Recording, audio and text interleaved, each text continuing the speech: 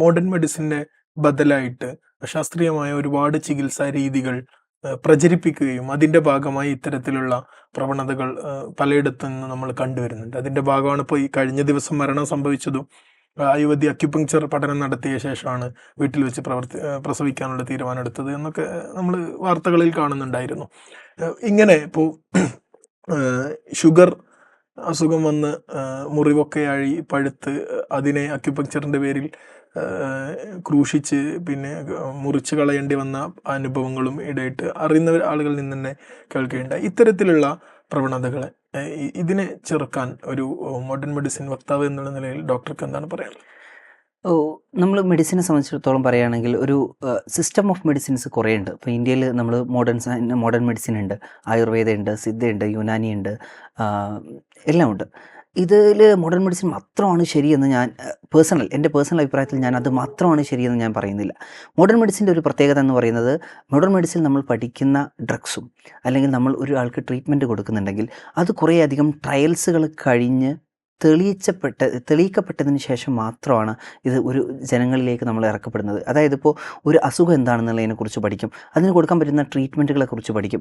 ആ ട്രീറ്റ്മെൻറ്റ് കുറച്ച് വളണ്ടിയേഴ്സ് ആയിട്ടുള്ള ആളുകളെ phase 1 phase 2 ട്രയലുകളിൽ അവരിലേക്ക് അത് ട്രൈ ചെയ്യുകയും ആദ്യം ഹ്യൂമൻ അല്ലാത്ത നോൺ ഹ്യൂമനുകളിൽ ട്രൈ ചെയ്ത് അവർക്ക് കുഴപ്പമില്ലെന്ന് കണ്ടതിന് ശേഷം റാറ്റുകളിലൊക്കെ പഠിച്ചിട്ട് അതിൽ കുഴപ്പമില്ലെന്ന് കണ്ടതിന് ശേഷം കുറച്ച് ആളുകളെ വളണ്ടിയേഴ്സ് ആയിട്ട് എടുത്ത് phase 1 ട്രയൽ, അതിലേറെ കുറച്ചുകൂടെ പോപ്പുലേഷൻ എടുത്ത് phase 2 ട്രയൽ, അത് കഴിഞ്ഞൊരു phase 3 ട്രയൽ, ഇതെല്ലാം കഴിഞ്ഞിട്ടാണ് ജനങ്ങൾക്കെല്ലാം ഉപയോഗിക്കാൻ പറ്റുന്ന രീതിയിലേക്ക് മരുന്നുകളും കാര്യങ്ങളൊക്കെ ഇറക്കുന്നത്. അപ്പോൾ അതുകൊണ്ട് തന്നെ എന്തൊക്കെയാണ് ആ മരുന്ന് കഴിച്ചാൽ ഉണ്ടാകുന്ന ഗുണങ്ങൾ, എന്തൊക്കെയാണ് അതിൻ്റെ സൈഡ് എഫക്ട്സ് എന്നതിനെക്കുറിച്ച് വ്യക്തമായിട്ടുള്ളൊരു ബോധ്യം മോഡേൺ മെഡിസിനെ സംബന്ധിച്ചിടത്തോളം ഉണ്ട്. ബാക്കി അതർ സിസ്റ്റം ഓഫ് മെഡിസിൻസ് ഉപയോഗിക്കുന്ന മരുന്നുകളെ കൊണ്ട് ഉപകാരം കിട്ടുന്ന കുറേ ആളുകളുണ്ട്. ബാക്കിയുള്ള സിസ്റ്റം ഓഫ് മെഡിസിൻസ് എല്ലാം തെറ്റാണെന്ന് ഞാൻ പറയുന്നില്ല. പക്ഷേ അതെല്ലാം സയൻറ്റിഫിക്കലി പ്രൂവൺ ആണോ എന്നുള്ള ഒരു ക്വസ്റ്റ്യനിലാണ് നമുക്ക് പ്രശ്നമുള്ളത്. സയൻറ്റിഫിക്കലി പ്രൂവൺ ആകുന്ന സമയത്ത്, ഇത് ഉപയോഗിച്ചാൽ മാറുമെന്നുള്ളൊരു ഉറപ്പുള്ള സമയത്ത് അത് ഉപയോഗിക്കുന്നതാണല്ലോ എപ്പോഴും നല്ലത്. അതുകൊണ്ട് തന്നെ ഞാൻ എപ്പോഴും മോഡേൺ മെഡിസിനെയാണ് ചൂസ് ചെയ്യുന്നത്. എന്നാൽ ഇപ്പോൾ വരുന്ന കുറേ എണ്ണം ഈ പറയുന്ന ബാക്കി സിസ്റ്റം ഓഫ് മെഡിസിനും അപ്പുറത്തേക്ക് അക്യുപങ്ക്ചർ പോലത്തെ സാധനങ്ങൾ, അക്യുപങ്ക്ചർ ഇപ്പോൾ നമ്മൾ മോഡേൺ സയൻസിൽ തന്നെ പഠിക്കുന്നുണ്ട്. അക്യുപങ്ക്ചർ ഉപയോഗിച്ച് നിങ്ങൾക്ക് പെയിൻ റിലീഫ് ചെയ്യാം, പെയിനിൻ്റെ വേദനകളിൽ പലതും കുറക്കാൻ വേണ്ടിയിട്ട് അക്യുപങ്ക്ചർ ഉപയോഗിക്കുന്ന സ്ഥലങ്ങളൊക്കെ കാണുന്നുണ്ട്, നമ്മളുടെ ബുക്കിലും പഠിക്കുന്നുണ്ട്. പക്ഷേ ഇപ്പോൾ പല ആവശ്യങ്ങൾക്കും, അതായത് ഇപ്പോൾ BP കൺട്രോൾ ചെയ്യാൻ, അതുപോലെ തന്നെ സ്ട്രോക്കിനെ മാനേജ് ചെയ്യാൻ, പ്രസവത്തിന് മാനേജ് ചെയ്യാൻ, ഷുഗറിനെ മാനേജ് ചെയ്യാൻ എന്ന് തുടങ്ങി അക്യുപങ്ക്ചറിൽ നിൽക്കാത്ത കുറേ കാര്യങ്ങൾക്കും അക്യുപങ്ക്ചർ എന്നുള്ള പേരിൽ ട്രീറ്റ്മെൻറ്റ് കൊടുക്കുകയും മാത്രമല്ല, നിങ്ങൾക്കിപ്പോൾ ഒരു 10ാം ക്ലാസ് പഠിച്ച ഒരാളാണെങ്കിലും 6ാം ക്ലാസ് പഠിച്ച ഒരാളാണെങ്കിലും ഏത് വിദ്യാഭ്യാസമാണ് നിങ്ങൾക്കുള്ളതെങ്കിലും ഒരു 6 മാസം നിങ്ങൾ അക്യുപങ്ക്ചർ പഠിക്കാൻ വേണ്ടി നിങ്ങൾ കോഴ്സിന് വന്നു കഴിഞ്ഞാൽ നിങ്ങൾക്ക് സർട്ടിഫിക്കറ്റ് തന്ന് നിങ്ങളെ ഒരു സർട്ടിഫൈഡ് അക്യുപങ്ക്ചർ ട്രീറ്റ് ചെയ്യുന്ന ഒരാളാക്കി മാറ്റാമെന്നുള്ള രീതിയിലുള്ള ഒരു കാര്യങ്ങളൊക്കെ ഇപ്പോൾ നാട്ടിൽ ഭയങ്കര കോമൺ ആയിട്ട് വരുന്നുണ്ട്. ഇപ്പോൾ എൻ്റെ ഒരു അനുഭവത്തിൽ പറയുകയാണെങ്കിൽ ഞാൻ 1-2 കേസസ് കണ്ടത്, ഒരു BP തീരെ കൺട്രോൾ ആവാത്ത ഒരാളുണ്ടായിരുന്നു, പ്രഷർ തീരെ കൺട്രോൾ ആവാത്ത ഒരാൾ. അയാൾ 3 മരുന്നുകൾ എടുത്തിട്ടാണ് പ്രഷർ കൺട്രോൾ ആക്കുന്നത്. ആ ആളോട് ഈ പരിചയത്തിലുള്ള ഒരാൾ അക്യുപങ്ക്ചർ ചികിത്സയെക്കുറിച്ച് ഇൻട്രൊഡ്യൂസ് ചെയ്യുകയും അങ്ങനെ അക്യുപങ്ക്ചർ ചികിത്സയ്ക്ക് വേണ്ടിയിട്ട് അദ്ദേഹം പോവുകയും ചെയ്തു.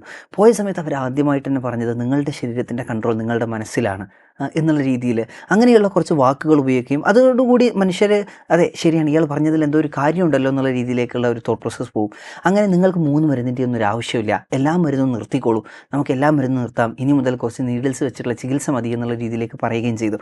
ഇതോടുകൂടി എന്ത് സംഭവിച്ചു എന്ന് വെച്ചാൽ ഇയാൾ അന്ന് തന്നെ ഈ 3 മരുന്നും നിർത്തി. വളരെയധികം കൺട്രോളായി നിന്നിരുന്ന BP പെട്ടെന്ന് തന്നെ ഷൂട്ടപ്പ് ചെയ്യുകയും 2 ദിവസങ്ങൾക്ക് ശേഷം ശക്തമായിട്ടുള്ളൊരു തലവേദന വന്ന് പിന്നെ പെട്ടെന്ന് വലത്തെ കൈയിനും കാലിനും ബലക്കുറവ് വരികയും പെട്ടെന്ന് CT എടുത്ത സമയത്ത് തലച്ചോറിൽ മൊത്തം ബ്ലീഡിങ് ആവുകയും ആ BP കൺട്രോൾ ആക്കാൻ പറ്റാത്ത രീതിയിൽ 2ാമത്തെ 3ാമത്തെ ദിവസം തന്നെ അദ്ദേഹം മരണപ്പെടുന്ന ഒരു വിഷയമുണ്ടായി. അതുപോലെ തന്നെ എൻ്റെ ഗ്രാൻഡ് ഫാദറിൻ്റെ തന്നെ ഒരു കാര്യം പറയുകയാണെങ്കിൽ, ഗ്രാൻഡ് ഫാദർ തന്നെ കുറേയധികം മരുന്ന് എടുക്കുന്ന ഒരു ആളായിരുന്നു. അപ്പോൾ ഉപ്പപ്പാന് പെട്ടെന്ന് ഒരാൾ വന്നിട്ട് ഇങ്ങനെ ഒരു അക്യുപങ്ക്ചർ ചികിത്സയുണ്ട് വളരെയധികം നല്ലതാണെന്ന് പറഞ്ഞ് കൊണ്ടുപോവുകയും ഗ്രാൻഡ് ഫാദറിനോട് തന്നെ ഇത്രയും മെഡിക്കേഷൻസ്, ഹാർട്ട് അറ്റാക്ക് ഉണ്ട്, ട്രിപ്പിൾ വെസൽ ഡിസീസ്, കുറേയധികം അസുഖങ്ങളുള്ള ഒരാളായിരുന്നു, എല്ലാ മരുന്നുകളും നിർത്തണമെന്ന് പറയുകയും ഒക്കെ ചെയ്തിരുന്നു. പക്ഷേ കുറച്ചൊരു ബോധമുള്ളത് കൊണ്ട് തന്നെ ഗ്രാൻഡ് ഫാദർ പെട്ടെന്ന് തന്നെ ഇല്ല, ഞാൻ എല്ലാ മരുന്നും നിർത്താനൊന്നും പോകുന്നില്ല, വേണമെങ്കിൽ നിങ്ങളുടെ നീഡിൽ ചികിത്സ കുറച്ചൊന്ന് ശ്രമിച്ചു നോക്കാം, പക്ഷേ എൻ്റെ മരുന്നുകൾ ഞാൻ ഒരിക്കലും നിർത്തില്ല എന്നുള്ള രീതിയിൽ പറഞ്ഞതുകൊണ്ട് മാത്രം രക്ഷപ്പെടുകയും ചെയ്തിട്ടുണ്ട്. അപ്പോൾ കുറേയധികം ആളുകളെ സ്യൂഡോ കോൺഫിഡൻസ് കൊടുത്തിട്ട് അവരെ ഈ ഒരു ട്രാപ്പിലേക്ക് കൊടുക്കുന്ന ഒരു ഭയങ്കരമായിട്ടുള്ള പ്രക്രിയ കാണുന്നത്. സത്യം പറഞ്ഞു കഴിഞ്ഞാൽ ഇങ്ങനെയുള്ള ആളുകളെ, ക്വാക്സുകളായിട്ടുള്ള ആളുകളെ പിടിച്ച് അവരെ നിയമത്തിന് മുമ്പിൽ കൊണ്ടുവരണം. കാരണം എന്താണെന്ന് വെച്ചാൽ എത്രയോ ആളുകളുടെ ജീവൻ ഇവർ അപഹരിക്കുന്നുണ്ട്. നമുക്കറിയാം, ഇപ്പോൾ ഒരു ഡോക്ടറുടെ അടുത്ത്, ഒരു മോഡേൺ മെഡിസിൻ പ്രാക്ടീസ് ചെയ്യുന്ന ഒരു ഡോക്ടറുടെ അടുത്ത് എന്തെങ്കിലും ഒരു മിസ്റ്റേക്ക് വന്നു കഴിഞ്ഞ് കഴിഞ്ഞാൽ അതിനെ വലിയൊരു സംഭവമാക്കി മൊത്തം വാർത്തകളിലും ബാക്കിയുള്ളതിലെല്ലാം ആക്കുന്ന ആളുകൾ പോലും ഇങ്ങനത്തെ വിഷയങ്ങൾ എന്തുകൊണ്ട് ഇടപെടുന്നില്ല എന്നുള്ളൊരു ചോദ്യമാണ് എനിക്ക് ഈ ഒരു സമയത്ത് ചോദിക്കാനുള്ളത്.